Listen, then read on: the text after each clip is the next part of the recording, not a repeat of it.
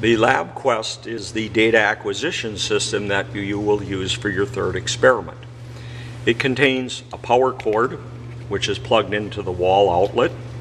It has an on-off switch, and it's also battery powered. So we'll turn on the LabQuest. All operations of the LabQuest can basically be done from the screen. Before proceeding to the operations, I'd like to show you several other connections.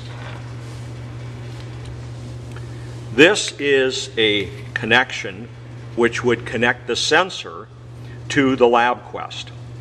The banana plug configuration here, the gray banana plug, if you note, has a 0-5 on it. This is the connector which is to be used when the sensor range output is from 0 to 5 volts. There's another connector which basically has the British Y connector again, which would go to the LabQuest, and on the other side is a BNC connector.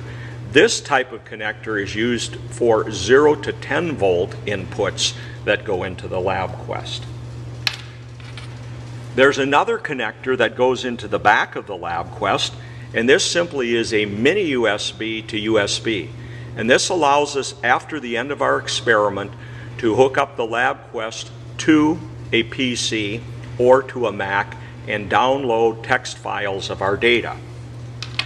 Another convenient way to download text files of our data is basically to utilize the USB port which is on the back of the LabQuest. Also shown here are channel 1, 2, 3, and 4 inputs. This is where our white connectors would be connected, for example, like this. We also have the mini USB port, which is used here to go to the USB to the PC.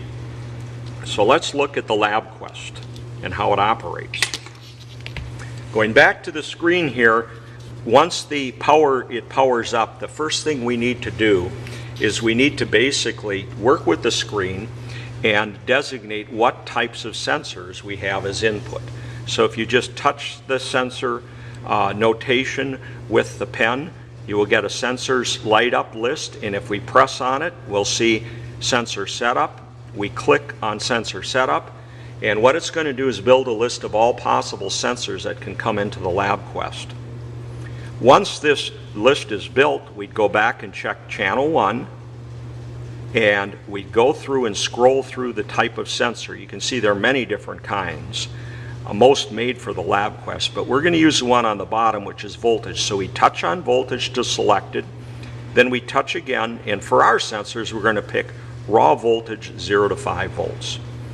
Okay, channel 1 set. We can go through and set the other channels if we want like that, up to 4 analog channels. Once we're done, we just click OK. Now what you'll see on the screen is the actual voltage that's coming in to channel 1.